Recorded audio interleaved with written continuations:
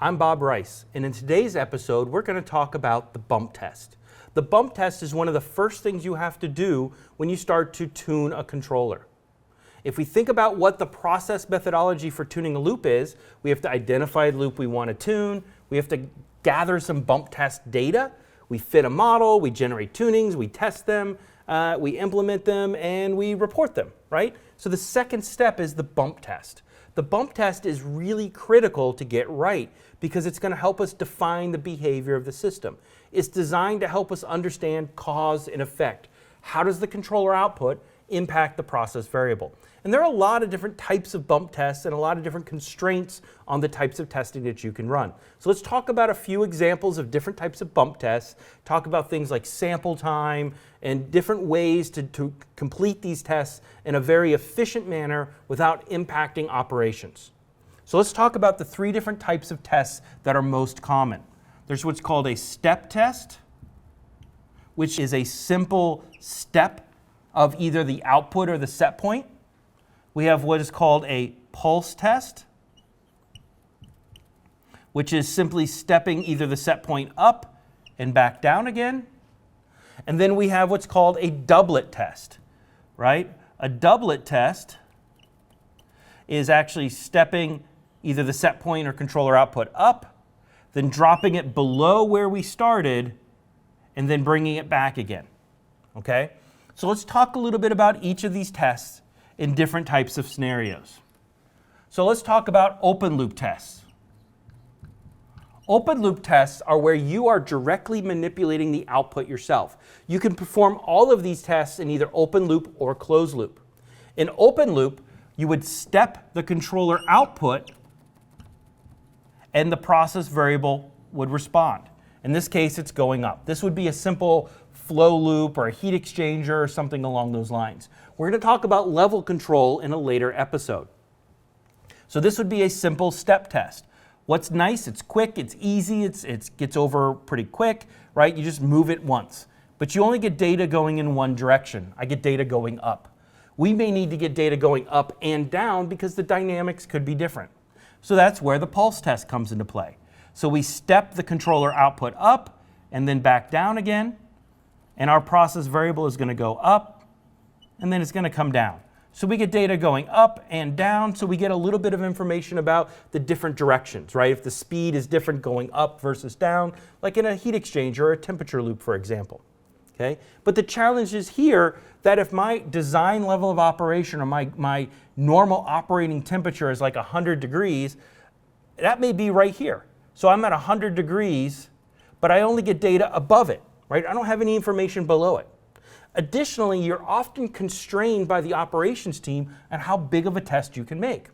How often have you gone to the operators and said, hey, look, I need to move the output, and they're saying, okay, that's great, you can move the temperature 2 degrees. Well, that's not very much. But if you think about it from the perspective of, okay, well, that gives me 2 degrees above and 2 degrees below, you can perform what's called a doublet test. And so what I can do is I can step the controller output up and then drop it down below where I started and come back again. And what that gives me is a process variable that goes up, say 2 degrees, but then goes down 4 degrees and then back up again. So I'm still only getting that deviation that the operators warned me about to say, hey, can you stay within 2 degrees?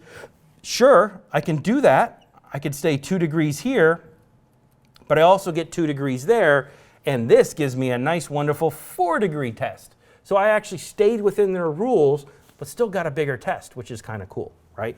But the other thing that's nice about the doublet is I get data on both sides of my operating condition, right? So if I'm normally operating in the middle, I get data above and below. So if I know there's any nonlinear characteristics, it kind of averages out in that way, which is nice. I get data going up, I get data going below, and I get all that information wrapped up in a nice tidy package, right? That's an open loop test. I can run all these tests in the same fashion in closed loop. Okay? So instead of directly manipulating the output, I'm actually going to change the set point up, and I'm going to force it to make the process variable go up to here. This step test is going to drive the controller output to move. That's a perfectly acceptable test if you're using software to do the analysis. You can see cause and effect. The controller output moves, the process variable responds. Closed loop data. I could also do a pulse test to my set point. So I move the set point up and back down again, and I can see the process variable go up, and maybe the process variable goes down, and I could still use this type of data in my analysis. Because again, it's the controller output that's driving the process variable. It just so happens that it's the set point that's instituting that kind of step and bump in the controller output. And again, same thing on a doublet test. You just doublet the set point up and back down again. The process variable has to chase that, and you're introducing those types of changes into the system.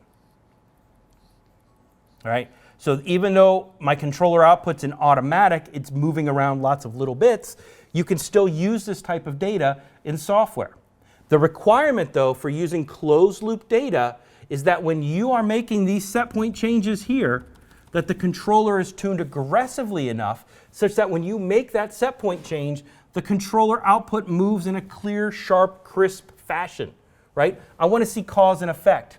If your controller is tuned so sluggishly and so slowly that when you make this set point change, the output moves in a slow ramp like this, that is not going to give you good results. You need to have your controller tuned aggressively enough so when your set point is changed, that your controller output moves in a clear, sharp fashion, and that's going to give you good data, whether an open loop or closed loop.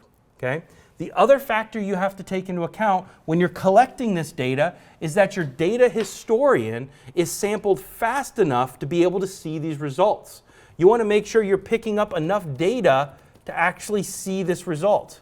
If your historian is collecting data once every 30 seconds, on a flow loop, that's not going to give you enough information. So you need to make sure that you're sampling flow loops in the 1 to 2 second time frame, levels and temperatures 3 to 5 seconds. Very, very slow loops can be a little bit slower than that, but try to get data in that 2 to 3 second time range, and you're going to be in pretty good shape in all except the fastest of flow loops. So in this episode, we talked about different types of bump tests, including the step, pulse, and doublet, and different ways you can run these tests in both open loop and closed loop. Thank you for your time.